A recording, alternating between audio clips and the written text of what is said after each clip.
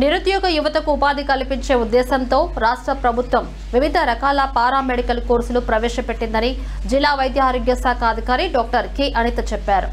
శ్రీకాకుళం జిల్లా వైద్య ఆరోగ్య శాఖ కార్యాలయంలో పారామెడికల్ కోర్సుల ప్రవేశానికి కౌన్సిలింగ్ నిర్వహించారు.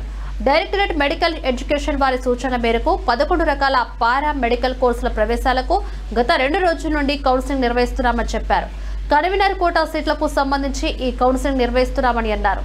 జిల్లా వ్యాప్తంగా వివిధ ప్రాంతాల నుంచి పెద్ద ఎత్తున యువత ఈ కౌన్సిలింగ్ లో పాల్గొన్నారని డాక్టర్ అనిత స్పష్టం చేశారు. జిల్లా కలెక్టర్ ఆధ్వర్యంలో ఏర్పాటు చేసిన కమిటీ ప్రతినిధుల సమక్షంలో కౌన్సిలింగ్ జరిపి సీట్లు కేటాయిస్తున్నారు.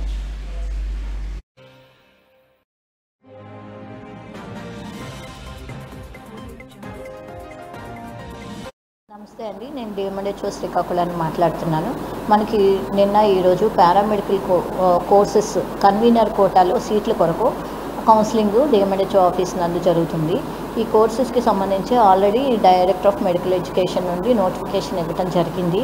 నోటిఫికేషన్ ప్రకారం అప్లై చేసుకున్న విద్యార్థులందరికీ వాళ్ళ యొక్క మెరిట్ని బట్టి, వాళ్ళ యొక్క రోస్టర్ పాయింట్ని బట్టి వాళ్ళకి కాలేజీలో కన్వీనర్ కోటాలో అడ్మిషన్స్ ఇవ్వడం జరుగుతుంది.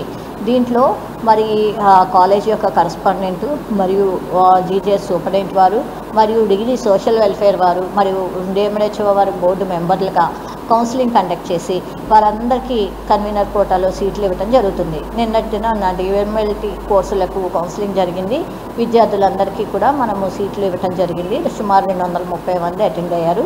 ఈరోజు 11 కోర్సులకి అంటే radiology, x ray technician, dialysis technician, ECG technician, cardiology technician, anaesthesia technician, sterilisation technicians, ఇలాగా డిఫరెంట్ 11 కోర్సులకు సంబంధించి ఈరోజు కౌన్సిలింగ్ జరుగుతుంది.